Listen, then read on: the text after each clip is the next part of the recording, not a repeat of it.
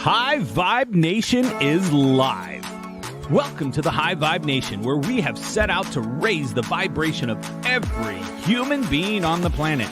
Your hosts on this journey are Sherry Gideons and Pamela Aubrey. So let's join them now in their current interview with a high-vibing individual.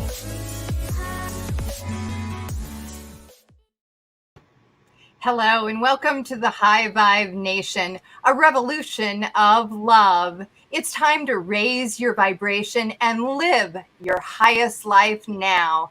I'm your host, Sherry Gideons, and this is my co-host, Pamela Aubrey.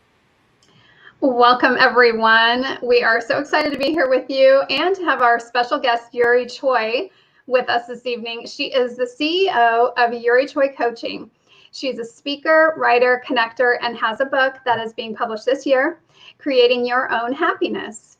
Yuri is a speaker and passionate about spreading the messages about meditation, power of intention, and creating a powerful mindset to live a fulfilling life. We are so happy to have you here with us tonight, Yuri. Welcome to the show. Welcome. Thank you. Thank you so much for having me here. And it's super amazing to be in front of your audience here. Thank you so much. You're welcome. So excited. So as you know, we love to talk about what it means to be high vibe. So tell us what it means to you to be high vibe. High vibe means to me to be in full expression of being a creator. And I really believe that we are meant to be creators in this world, on this earth, while we have the time. And to tap into that creative, abundant energy, it's really committing to feel that joy and our peace and, in every cell of our body. So for me, that's what high vibe means, and really just being in this place of love. And I know that sounds super cliche, but like really embodying it. Love that. Love that. Well, and that's really what our message is. Our message is about love, and we want to help people tap into that in themselves. And that's why I love this topic that we're getting ready to speak about, that you are so passionate about. And it's getting out of that contrast mindset, that scarcity and the fear-based emotions that so many of us have the habit of tapping into, and really moving into the awareness of this abundant creative life that's available to all of us. So why don't you start us out and, share a little bit about the fear-based emotions and how we get stuck in those? Yeah, absolutely. I love the fact that you said it's a habit, because I think it totally is. It's a choice. And a lot of us, we have grown up to think that it's really the way that we get to be, right? Like, we've been conditioned to think that fear-based mindset is actually the norm. And so we go into stress, we go into fear, we go into anger, we go into shame, and we go into guilt, thinking that's actually our default. However, once we start to realize that we have a choice at any time, just like we have a choice to, pick up Chinese food or Korean food or whatever today, we have a choice to pick up like what it is that we want to feel in our body every single day, every single moment, despite what's going on, whatever's going on externally. And I know there's a lot going on externally right now, especially too. And I can say that because I've been in mandatory quarantine in Korea for the last 14 days. And I thought it was pretty ironic that the other day I just wrote about this whole thing about freedom. And I'm like, how ironic is that? This is probably physically most bounding situation I've ever been in, yet I am experiencing so much freedom. And it's because I'm able to say, okay, like I have a choice in this moment, and right now I want to feel free. So what does that look like? And then like choosing into that feeling and that emotion. So yeah. I love that, because I think so many people are experiencing that in some way, just trying to find ways to have more freedom, to feel like they have more freedom, even though maybe they're a little bit more constrained than they normally would be. So what are some of the ways that you've been doing that? Okay, so I've been having a blast. Like right before this, I was telling you guys, like I'm a professional introvert and an only child. Even though half of me is very extroverted, the other half of me is very introverted in the sense that I just love hanging out with myself. I'm like one of the most fun people I know. So it's great. I get to have a lot of fun with me. And I think everyone gets to feel that way. So I've been doing, what have I been doing? I've been dancing, I've been writing, meditating. I've been reading. I know we were just talking about yoga. I just read Autobiography of a Yogi for the first time. Like, that was incredible. Hefty book, though. It took me a while to read it. What else? I've been singing. I've been, connecting with people. I mean, this like tool of the internet, like I've been able to connect with all sorts of people from all around the world. So internally, even though my physical body is, here, like internally, I feel very just open and free. So yeah, just tapping into my creativity, being that creator, which is available for all of us. And, I think it was, you talk about like people like Nelson Mandela who've been, jailed and everything, but those people never felt actually constrained because their dreams were big, their mind was boundless, so they're able to access this level of freedom and vision that's always available to every single person. So yeah. Well, I think I know for a lot of people who these ideas that we're bringing forward right now around the realization that you create your own reality, that the environment that is showing up for you is as a result of who you said it, choosing to be in today. And so many people, when they first start to really get clear about their creating their reality, the toughest part is knowing what they want. And you said it just as what I said earlier, the habit, it's developing a habit in today and strengthening that muscle around just the emotions of desire. What does that desire feel like? And so when you're talking about emotions and moving away from that scarcity mindset, what are some of the ways that you teach people how to do that in themselves and how to get clear about that? Yeah. So first of all, really quickly touching on habits and discipline. I think that is the best form of self-love and the best vehicle to have to create whatever it is that we want. And really, I think that every single, hi Christy, every single lesson that we ever need to learn is either within ourselves or in nature. And we look at nature and we look at the moon, we look at the sun, we look at all the planets that are, have these certain order. They all have discipline. They all have this habit, they have these habitual orbits, they have these habitual turns, and we get to learn from that because there's wisdom in that. And from there, we get to say, okay, that's kind of like the masculine energy that we get to tap into. There's structure, there's discipline. Now we have even more space for us to tap into that creative, feminine flow energy so that there's a balance. And then as far as, getting out of that, first of all, there's nothing right or wrong, good or bad about feeling any emotion, whether it's fear-based emotion or, creative, abundant emotion. So that's the first step, because a lot of people go into like, oh, I feel shame, so therefore I'm going to layer it with another layer of shame and guilt. And then they dig themselves into this hole. Really, what I get to say is, hey, every single emotion teaches us something.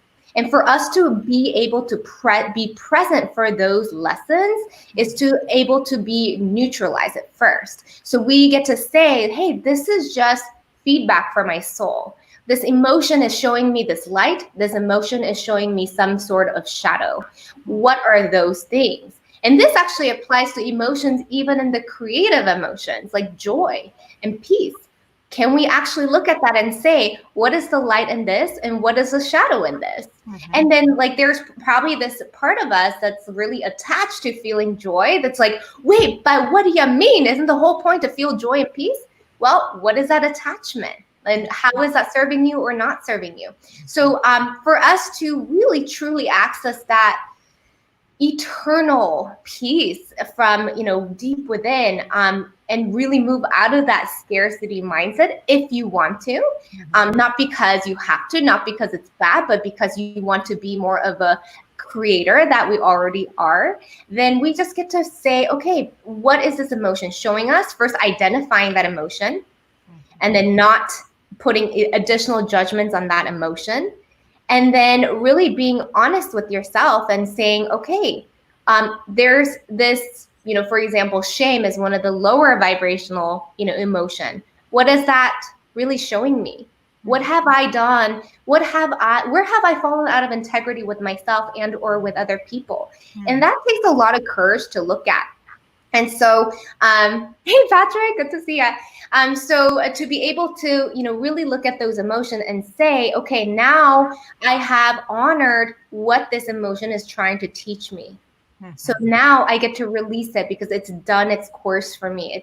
It's come in as a teacher, and now I got to, do whatever I need to do to adjust my level of integrity with my own self or with the world. And now I get to, move away from that because every emotion is fleeting. Every emotion is impermanent. And then now I get to say, okay, now what do I want to do with the space of new emotion that I get to create? Now I want to choose into joy. Great. Yeah. So I hope that was helpful. That was awesome. Thank you. Yeah, absolutely. And I think, that's such a great reminder for people just to allow themselves to be in the moment and to be okay with whatever is there. But I'm going to guess that you did not always have all of this wisdom. So I would love for you to tell us a little bit about your journey and how you got to the point of learning for yourself how to be aware like that in the moment. Yeah. Thank you for bringing that up, because sometimes, I get that. They're like, oh, Yuri, are you just like always happy? Well, first of all, no one's always happy. And again, that would be coming from this place of attachment. And I, allow a lot of these emotions to flow through me. Yeah. Now, with that said, yes, I believe that everything that I get to know now came from that contrast. Actually, the reason that I'm able to stay high vibe and to stay in this vibration of joy a lot of times more than not these days, and gratitude, is because of the contrast that I've experienced in my life. So I'm 33 years old, and I get to let you guys know that for my age, I've experienced a lot of things that people either never experience or don't experience until they're much older, from my observation. So for example, I'm back in Korea right now, but I was born here and I moved to America when I was 11. And so I had to really relearn or learn a new language, culture, and all of that. And it took a lot of courage for me to say, like, to make that commitment to say, I'm going to learn English like in the next 6 months. And I did it. I read 30 books my first month of my first summer here. And I said, I'm going to read a book a day. I don't even know how I did that because I can't even do that anymore. So I made that decision. And I remember when I first got here, my mom sat me down and she said, you're a minority now. You get to work twice as hard for you to feel equal. So, now I know, like, I don't have to take that on. I don't have to take on that paradigm. That was her paradigm that I, took on. However, at the time, I was like, oh my gosh, like, I have to move away from this pain of not feeling equal. So I did everything twice as much, literally. Like, I got 2 degrees in 4 years. I was, going out and partying twice as much in my college years, in my early 20s. Like, I did everything literally twice as much. Yeah. And so, I learned that while that's effective, I felt empty. Like, I was like, why am I doing all this? Just to feel equal? And so, over time, I learned that there's only 2 ways to take massive action, which is 1, to move away from pain, and 2 is be pulled by that vision. And so I didn't have that vision really formed yet. And in the midst of all of these things going on, by the way, when I was 17 years old, and as being a first generation immigrant, my family started a Korean bakery, so they were working a lot and all of this, and they were entrepreneurs, obviously business owners, whatever. And my mom fell into depression when I was 17, and she attempted suicide. And thankfully she's alive. I'm going to see her today. And though really that inspired me to really question, like, why do people do what they do? Why do people get happy? Why do people get not happy? So I got really passionate and almost like obsessed with like wanting to understand why people do what they do. So yeah, from that, still, even though there were all these, like, I call them the divine breadcrumbs that were showing me the way, I didn't know at the time, like, that was a part of those that I was picking up, and I just picked them up and just went along my way. I was in corporate for 10 years, nothing wrong with corporate, but I knew deep down that wasn't my path forever and ever. And then a couple years ago, my dad got diagnosed with cancer. So he battled the cancer battle for about 2.5 years. And I don't know if any one of you guys have experienced a journey. I say it in a surface level, but it's one of the most difficult journeys that any family can go through. My own daughter, we went through cancer with my own daughter. I cannot even imagine being a parent to that. So I feel for you. My heart is with you. And through that, I learned a lot. I started questioning everything. What does it mean to live? What does it mean to die? Because my dad was quote unquote dying by the societal standard, but dang, he was living. Like from my point of view, he was living more than most people I know. So long story short, so after he passed away, I just restarted questioning everything. Like, why do I do what I do? What is this time on this earth? Like, what does that really mean? Because how many times have I been sitting in a corporate desk being like, oh, is it Friday yet? Is it 5 o'clock yet? Mm-hmm. And like, it just like hit me. I'm like, here's a person that's been fighting for every minute. And like, I have lived my life wanting it to just go by. Like, what is going on here? And after I was able to see, and I know what death is conceptually, but to look at my dad whose physical presence was still here, but he wasn't there when he passed on, I was like, well, then where is he? Like I got to experience the actual distinction between soul and body for the first time. And it just like, I just had this deep epiphany that I am a soul in this body, and I have this body as a vehicle for my soul. And this whole time I thought I was this physical body. And I hope this is making sense. It makes sense in my head. Yeah. So for me, and like that was like almost like an instantaneous healing for me with any kind of like body image issues I ever had, any kind of insecurities. Literally, it was an instantaneous thing because I'm like, this whole time I thought I had to be a certain way, but really I've been gifted this body to navigate through this life with the soul as a control center. Mm-hmm. So it just shifted everything I thought I knew about living. So anyway, long story short, to answer your question, how am I able to be present now and, all of that. So yeah, I just really started treating every day as a gift. Mm-hmm. Everything. And here's the thing, I actually thought about this morning. I'm like, why do I feel so free? Even in this quarantine where I'm in this little tiny apartment for 14 days. Some people are like, are you okay? Are you going crazy yet? I'm like, honestly, I've seen my dad like bound to a bed and in his physical body, just being trapped in it in a way that most people don't even understand. For me to move from my bed to here and walk around and dance, like this is like abundance of freedom. Like this is more freedom than so many people would be just so joyful in.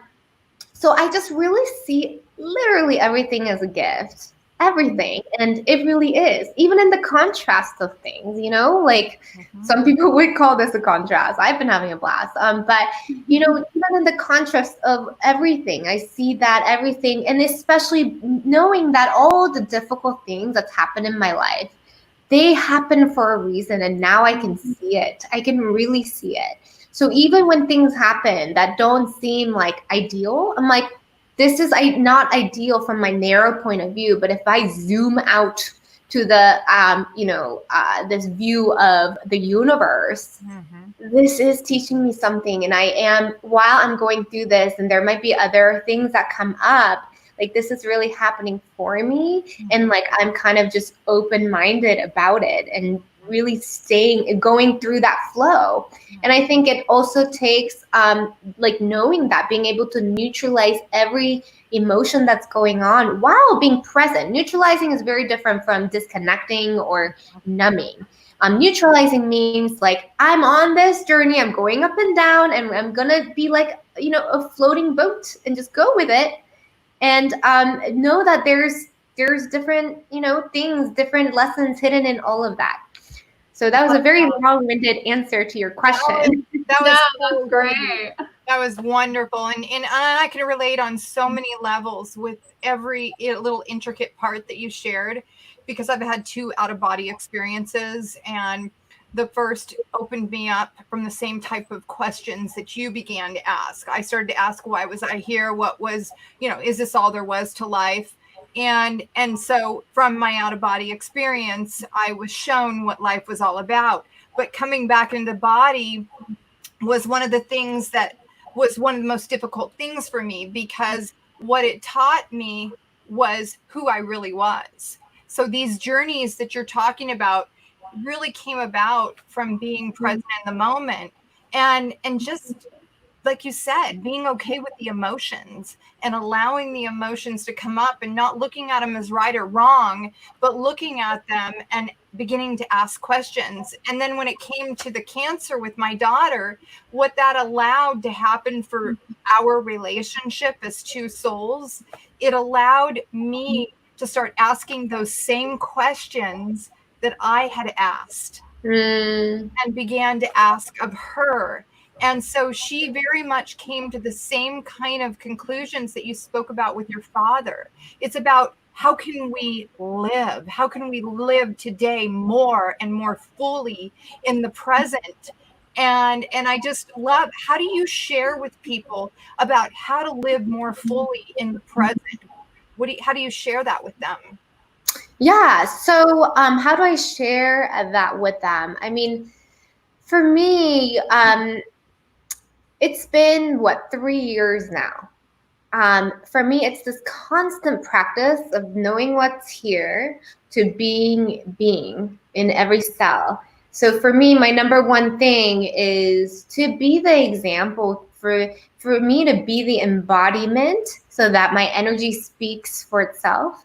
So that's the first way that I am committed to sharing this, is to come back to my own being, and not to, like, for example, and seeing like really everything as a mirror too, which is, not to get political, but like when I even have this like burst of like anger or like resentment towards like Trump or like whoever political figure, no, I just know for even that, I'm like, okay, I get to go back and meditate or do yoga or do something, because I know in the end that has nothing to do with them. That has to do with whatever he's showing me about me.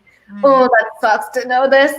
And I get to like really sit with that, because those triggers are my biggest teachers. Yeah. So in that way, I get to be like, also be thankful of that contrast. How else do I share?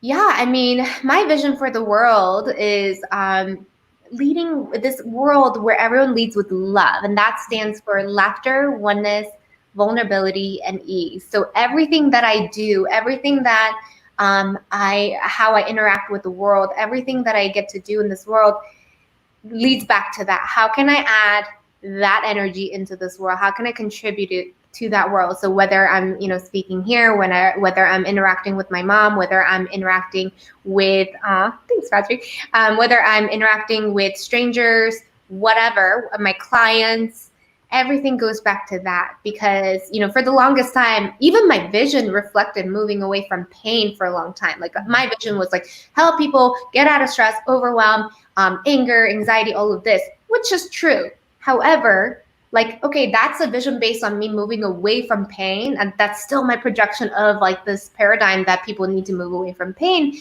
But like, what is my real vision? Like, what is the creative part of my vision that has not happened yet?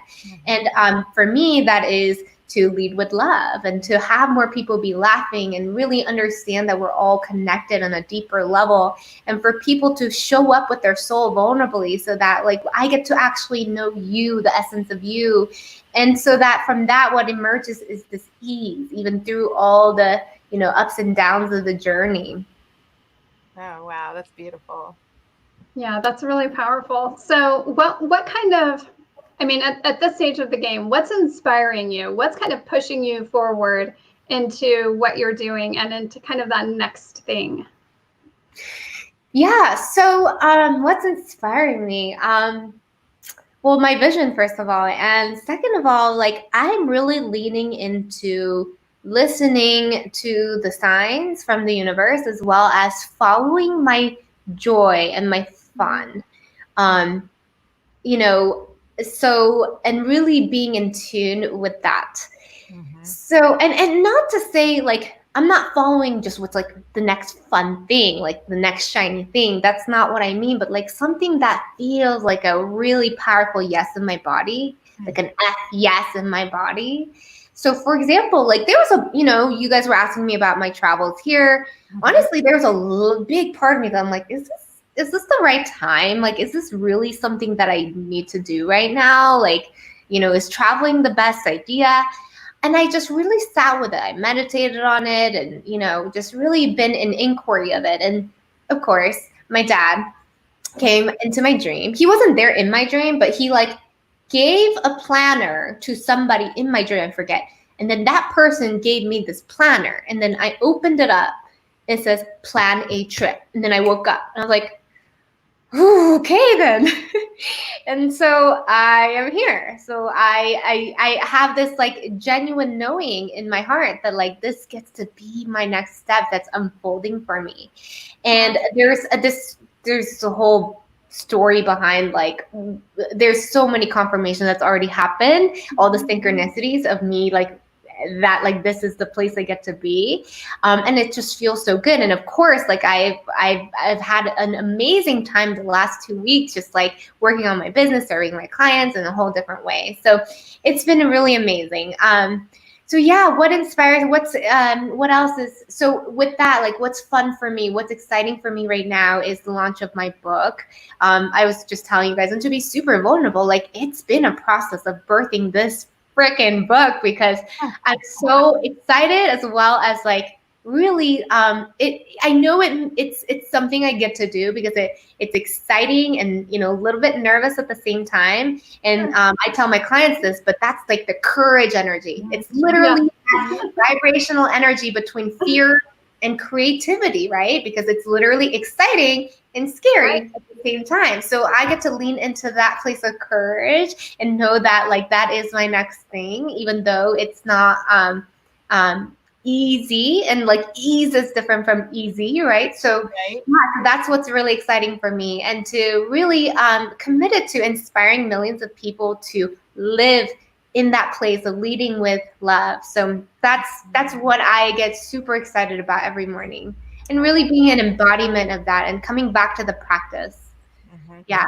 That's mine too. I mean, I feel so closely connected with a lot of the language that you've used because it speaks so near and dear to my own soul. How do you react to people, you know, when you're sharing this part of yourself and then you have somebody that, you know, comes up and says, this is woo woo, and they're connected and attached to the idea of the quarantine and the uncertain times? And how do you use certain language to shift them into an opportunity to be able to access and practice that creativity and that inspiration and some of these practices that you're sharing with us here today? Yeah. So the question is, how do I bring people who are not speaking our language to lean into that? You know, lean into it. Yeah, and going back to this like idea of oneness that I get to embody, the more and more I study, you know, I majored in, you know, psychology as well as business, and I'm also an artist. I love writing. I'm a poet, so I have like a lot of different parts of my left and right brain working. So so I get it. So I get it, meaning like I get that not everyone's gonna speak my language, and I get that not everyone's gonna understand if I just become too woo or too scientific or whatever. So I approach it in different ways to really show that there's an abundance of research that actually leads to the same conclusion. And in fact, you know, the most, I think, admired scientists or, you know, entrepreneurs like Elon Musk, like the visionaries, and Einstein, and, you know, all those people, they, even though they were so scientific in their approach, in the end, their conclusion is actually very spiritual. Because they all do emerge into the same conclusion, really. Like, you know, we're talking about quantum physics. I mean, technically science, and, you know, some people call that woo-woo. I mean, just neuroscience in general. Like the more I study the brain and the spinal cord, it's like literally the same thing that we're learning, in Kundalini and, chakras and all of this. It's like the same thing. We're just speaking all different languages at all times.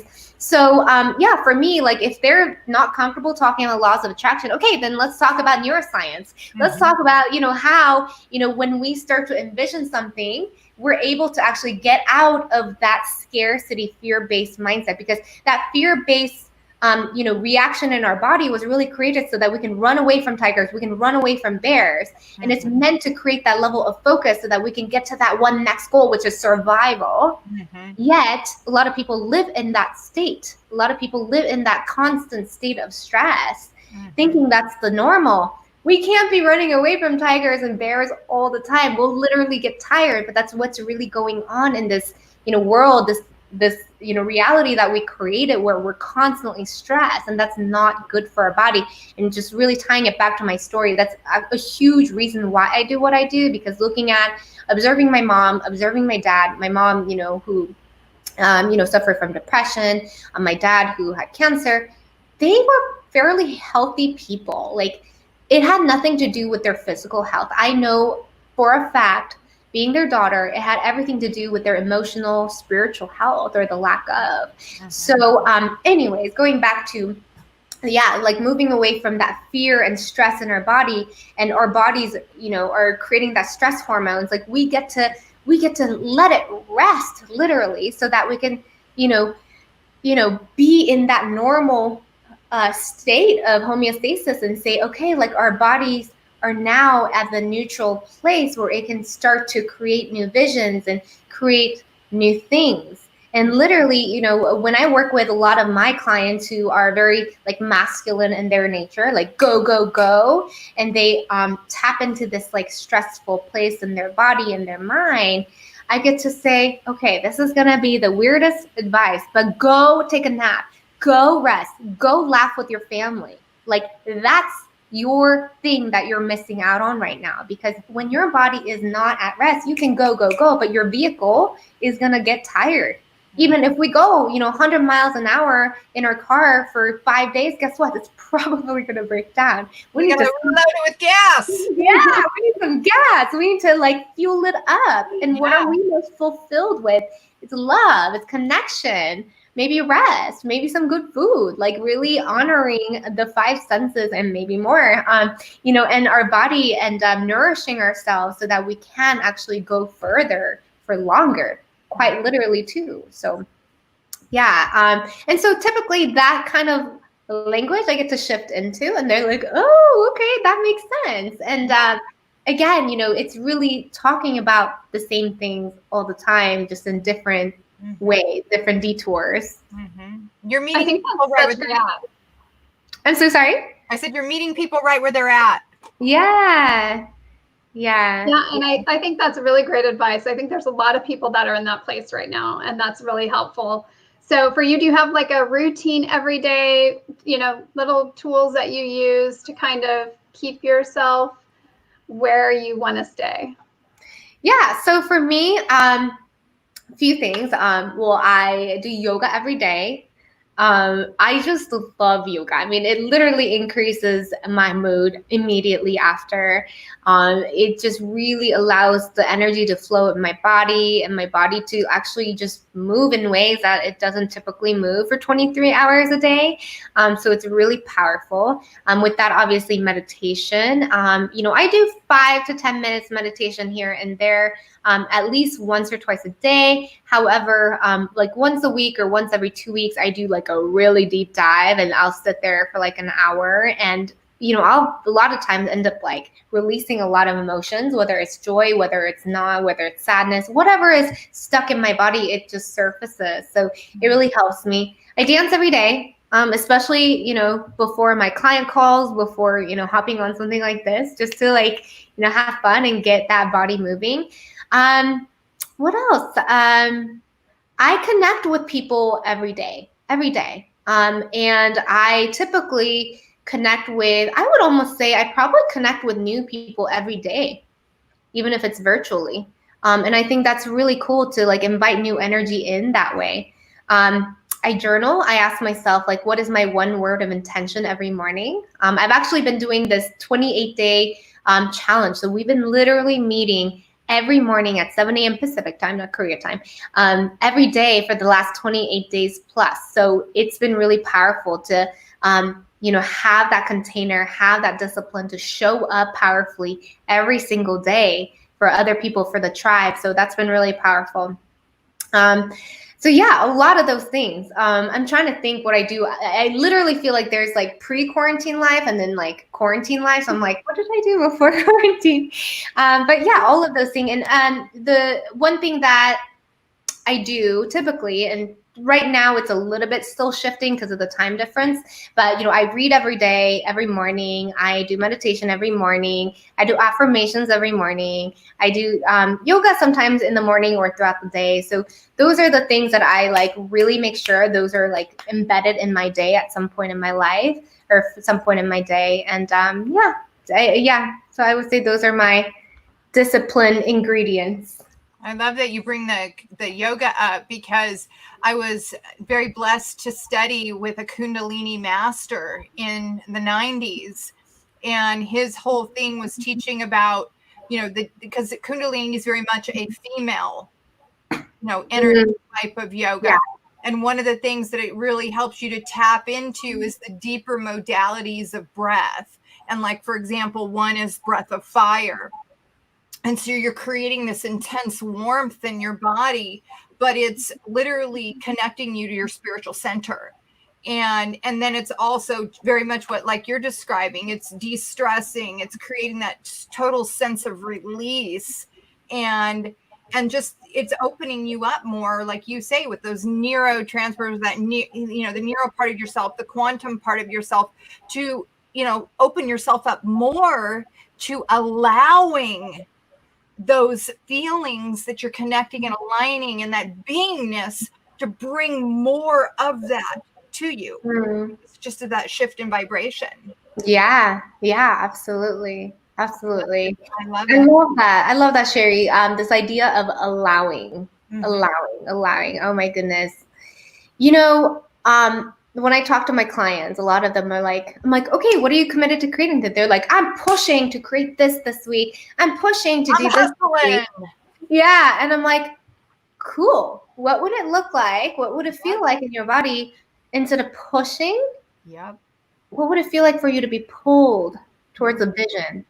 And like, it's a very subtle but really powerful shift in our bodies, because, what they don't know is what I'm really asking them to do is try on this idea of moving away from pain to moving towards a vision and being in that creative state. And they're like, oh, I can do that. I can also do that. So it creates the same destination, but the journey gets to be just so much more fun and so much more enjoyable and so meaningful. And that's a particular kind of, high achievers, entrepreneurs that I particularly help, because this was my parents' story, because this was also my story, which is, they're so focused on the doing that they forget that the whole point of this virtual reality that we get to live isn't to get to that destination. The destination is actually our best self, and everything else is just the adventure that we get to go on. Yet people think their happiness lies when they get to a certain milestone in their business, or that new car, or that new whatever. So to really shift that, it allows them to say, oh, what do you mean I can have fun even though I'm really, going towards this vision and this new, goal? So it allows them to like actually enjoy the journey. I love that you say that too, because I think our culture doesn't encourage us to do that at all. And yet those are the moments that we have, that's what we're guaranteed is right now. And so when we really can embrace those, then we live in like a much fuller state, right? Than if those moments are passing us by. Yeah. So I think this kind of reminds us too, just a lot of the things that are happening kind of reminds us. Yeah, absolutely. And you just inspired a thought for me, which is, So even like the worst thing that's ever happened, sometimes I get it. Like it's harder to see the lesson in that moment. But then when you look back, don't we, most of the time, most of us say, even though that happened, like that actually led us to this, or like there was a lesson in that. Right. It's like, we can typically see that when we tap into this, future self. So if something is really difficult, like do that quantum leap for a second, access your future self. And this is something that I remind my clients to do, and ask that future self, if you have already experienced this and came out alive, came out okay, which we always do, what would you like almost miss about it? What would you miss about that experience? What would you like admire about that experience? So for me, yes, I'm in this 14-day quarantine, but like, you know what? I think one day I'm going to look back and say, like, remember all those times that the whole world went into freeze and we had to do everything on virtual, and at the time it was kind of weird, but at the same time, like, it was so cool because we realized like we can connect with anyone, and we can get the message out all the time regardless, and we got to meet so many people that we probably wouldn't have if we were just busy doing our own lives. And isn't that kind of cool? So then I can come back to my current self and be like, yeah, okay, well then why don't I enjoy that now? And so there's always something that we can appreciate about the past, and if we can like close that time down to real time, then we get to say, oh, okay, now it's like I have a different perspective of what this experience could mean for me. Yeah. Geez, that's powerful, because it makes me think of the clients that you're working with, high achievers and coaches and people that have been pretty much probably driver type of people, very successful people, as you've said, that are do. And it sounds like what you're helping them to really do is leverage that part of themselves, but also at the same time helping them to open up to the idea of truly creating their own happiness. And then you tie in your love model, which is so powerful to me, because my whole connection is to that purest form of love as well. But the whole idea of laughter, oneness, vulnerability, and ease. And so what kind of model are you using with them to really signify that love model in them and help them tap into that at a much more powerful level? Yeah. So, I mean, one of the things I incorporate, and I'm sure you guys know this, which is the energy and vibrational model by David Hawkins, and really helping them see like visually like what these emotions are doing and how certain emotions have certain energies, and really so I have actually created this whole framework. It goes from level -8 to level 8 to suffice the logical minded clients of mine, so they can literally calculate where they are if they want to. Sure. Like, how creative are you? How destructive are you right now? And where do you want to be? So I utilize that. Hey, Joe. I utilize that as a part of the model. And really my whole point here is two things, which is, again, like I said in the beginning, the whole mission is to help people understand that they're creators. Their most natural state is being creative. And the second part is and this is the tricky part, which is that every energy, every emotion is actually just a different version of love. It really is. Like, everything is actually love. And like, there's oneness in that. Like, even anger, you can't love, or you can't be angry, you can't hate something until you love it first. Whether it's that particular projection of what that emotion is, or like deep within, like what are you loving so much that you want to protect so much that you're angry about it, so really helping through that model and through the framework that I created, really helping them understand that there's oneness in these emotions that seemingly feel like different shades of emotions. It's really just pointing back to one thing, which is love. I also utilize for, again, some of my logical minded people, some of the frameworks of like Tony Robbins, like understanding the 6 human needs, like how, like, what are you really driven by and how does that affect yourself and the people around you and what you're creating in the world. Really looking at the 4 classifications of different habits so that you can actually see, okay, wow, like and this is really all going back to alignment. Like, do my habits support my vision and my alignment? And really like tightening that up. So there's a lot of different tools that I use depending on, again, are there more left brain, right brain? Where are they on the woo scale? Like all of these things. And then I get to customize like what works for them. But the whole goal is the same thing, for them to actually enjoy more flow and productivity and just discipline and love and all of those amazing, yummy things. Oh my God, I love it. That's so great. So for you, what do you think the funnest part of coaching is?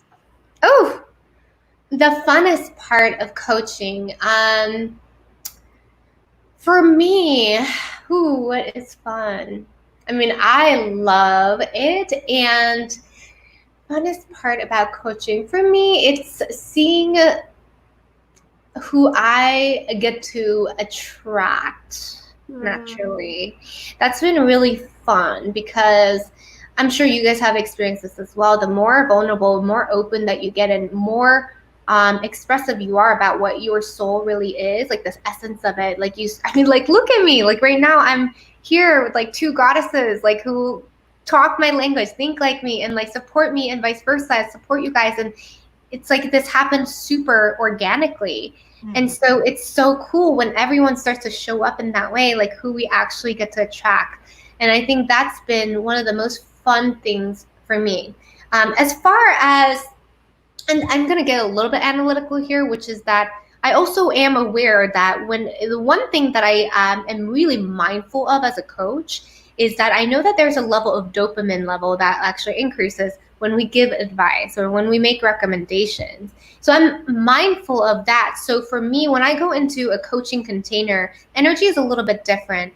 Sure, I still have fun. We still do a lot of fun things. However, I'm mindful of, that not taking over the call and really focusing on them and what this is creating for them. Because, can I talk forever? Clearly. But at the same time, for me, it's really about asking the questions that's going to penetrate deep through their heart, deep through their soul, so they get to tell me or the world themselves, what they really want and what they're creating, and have their own epiphanies, so they get to own that experience. Because it's one thing for me to tell them what is possible, but for them to get there on their own is really powerful. So I guess in that way it's fun. And I'm careful to say the coaching itself is fun, because it's really not for my enjoyment. It's really for them to experience the transformation. So yeah. Love that. It's neat that you brought that up. It made me think of, so I was on a coaching call this morning with Bob Donnell and with one of Tony Robbins' very first event coordinators. And he asked the question, what would be the best thing that you would bring forward from your time working with Tony? And she said, like anything else, the quality of questions you ask yourself determines the quality of life you live. And so when you can direct your clients in that idea of getting clear, she said the most important question, and I don't want to misquote it, she says, if you didn't know, what would it be? And you say to them, if you didn't know, what would it be? Yeah. Absolutely. Yeah. And I challenge my clients that way all the time. If they're like, I don't know, I know that they know. I know they know. I know they know everything that they need to ever know. So I say, okay, cool. Well, if you can try on, maybe if you can pretend to know, what would you know? And then it just like digs deeper into like what they do know. So it is about like, again, it's, accessing, Tony Robbins calls it resourcefulness. In the woo term, maybe we'll call it like abundance, and all of that, which is, in the end, we don't, and this, I heard this quote and changed my life, which is like, we don't create abundance. Like how many times I'm going to create this, I'm going to make this money, I'm going to do this. We don't make money. We don't literally go and print money, right? Like money is all over. Like if you zoom out and look at the earth, money is always there. We attract it, you know, we become the receiver of it. You know, so really what we're doing isn't creating abundance. The abundance is already there. We're eliminating the limitations that have stopped ourselves from receiving that abundance. So we get to just like remove that as coaches. Like, what's actually stopping you? What are those limitations that you've created that's stopping you from receiving all the things? And not just abundance in money. That's one way, condensed energy, but there's so many different ways too that people forget, you know, about often. So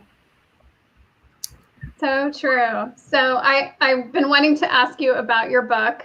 Yeah. Tell us a little bit about it. Sure. So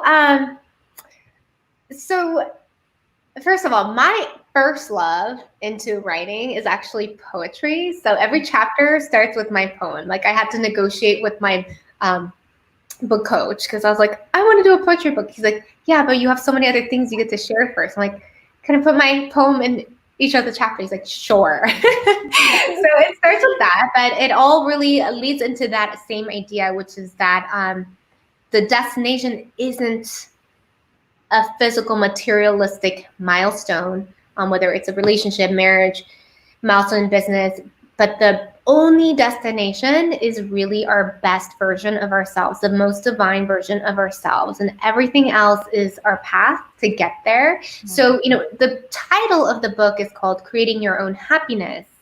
And what you might be surprised to find out is there's some topics in there I believe not every happiness book might touch on. Mm-hmm. I talk about death. I talk about anxiety. I talk about all of these other things that seem taboo when it comes to talking about this idea of happiness. Mm-hmm. But I'm 100% believer and an experiencer that is like really uncovering the darkness, like opening up to more light in those dark areas that people are scared to talk about is actually the true golden diamond to really creating this happiness that you get to have in this world. Because who decided that death is bad? Who decided that, you know, all of these things are good or bad? Like, it's us.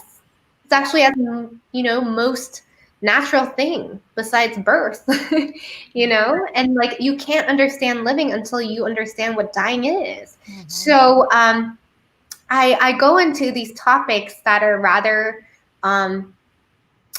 surprising to some readers, and I challenge them in that way. And also, so it starts with more of like the masculine approach. Okay, this is the framework. We're going to get you to your best version. And then the second part is more flowy, more feminine. And then the third part of the book is more spiritual. So my intention was to really have those three distinct parts so that people reading it to get to realize that happiness isn't just like this one-way path. It's more of a holistic view of how you get to live your life towards the best version of yourself. Mm-hmm.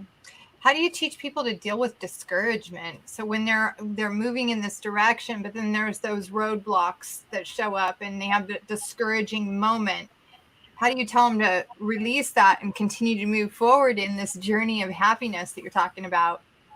Yeah, so discouragement as in like a roadblock towards where they're headed. Yeah, anything that shows up in, you know, it's like things could be really good. Yeah. And it could be moving in a very powerful direction, and then something shows up. There's a sure.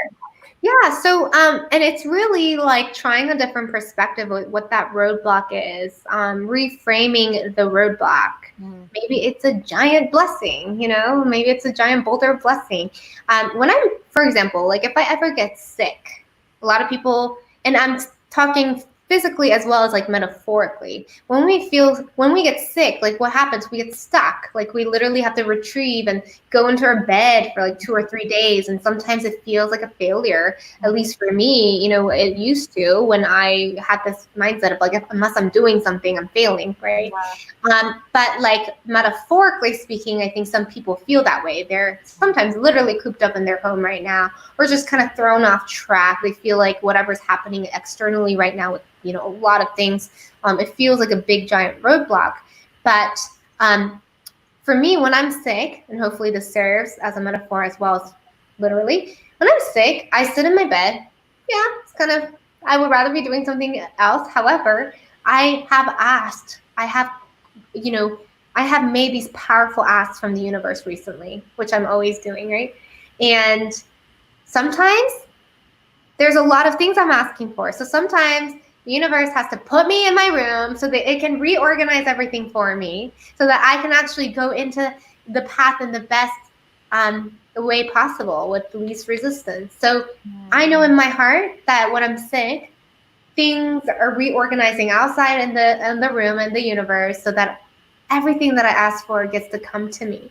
So metaphorically speaking, if you hit this roadblock, first of all, you can, you know, see that whatever that fear that comes up, it's kind of in the physical sense and that nervousness, it's the same thing, same like physiological sensation as excitement. So you can reframe that into excitement and get excited like, woo, this is the freaking roadblock. Yeah. And then also knowing that even the roadblock is actually happening for you, and whatever you get to learn being in that pause, like really just to sit still and know that like everything's happening for you. And in that moment, you can reflect, you can go inward, whatever you got to do that's available for you. And then when the time is right, that you're going to open up in the most perfect timing, it's going to unfold for you in the most perfect way. So just having that faith and going back to that really supports me and my clients. Beautiful. Yeah, that's really amazing. And I think, you know, that speaks to a lot of people right now. I mean, I know I really related with that. I mean, I really feel like, you know, it's kind of one of those moments where we have an opportunity, you know, we have this like unique opportunity to see something that, you know, and for all intents and purposes, just might look bad all the way around, and really ask ourselves, what can I create from that? Like, what good can I bring out of this? And I think that's a really empowering thing. Yeah, I'm so glad that like landed for you in an empowering way. Yeah, and I love that, like just really leaning back into what can I create from here? And that's really honestly been the whole practice for myself as well as my clients, and what I really coach them to do every day. Like, what can I create? What can I create? What can I create?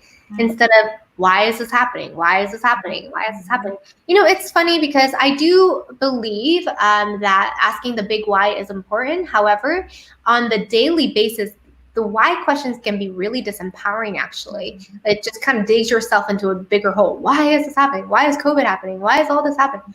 Well, is it really supporting you towards your vision to understand? Or what do you want to create anyway? What do you want to create anyway because of this? You know, because of that happening, like what do you get to create that you didn't get to create before? Like, you know, and so, you know, people talk about pivoting, people talk about like, you know, whatever. And that really is like, that only happens when you can actually access that creator mindset. So absolutely. Yeah. Oh gosh, you know, this has been an amazing conversation, and we're up at that time, and we really want our audience and viewers to be able to touch base with you, to connect with you. Please tell them how they can do that and how they can find out more about you. Yeah, so I love that. That's so cool. So you can absolutely reach me at yurichoicoaching.com. You can also email me at thehappinessaddict@gmail.com if you would like. And or just please connect with me. I share a lot of content on my Facebook and Instagram freely, just with my intention to just spread my message one more time every day. So feel free to follow me, join me wherever. And I would love to connect with you. And yeah, and just so you know, for your audience, if anyone is resonating with this and would like to find out more about what I can do, I do. Thank you. I do 30 minutes complimentary consulting or initial coaching session for anyone who's interested. So feel free to reach out to me. I would love to connect with any one of you. So awesome. All right, Pam, we'll tell our audience about how they can reach us. Yes. So again, as always, thank you all for being here. You can find us at www.thehivevibenation.com, as well as on Facebook at The Hive Vibe Nation and Instagram at The Hive Vibe Nation. Awesome. And thank you, Yuri, again for being here. Thank you so much for having me here. You guys are so amazing. I'm so grateful that we got to meet this way and connect and converse this way. It's been such an amazing time, and I'm so thankful that I got to share some of my experiences with your audience. So thank you. Thank you. Yes, really welcome. You're welcome. And thank you again, our audience members. We are on Mondays at 5 p.m. Pacific Standard Time, Wednesday at 5 p.m. Pacific Standard Time. And this Wednesday, we have a very close and amazing friend of mine, Julie Ann Hamilton. She'll be on the show. You do not want to miss this one. This one is a very powerful one. So until Wednesday evening at 5 o'clock Pacific Standard Time, have an amazing rest of the week.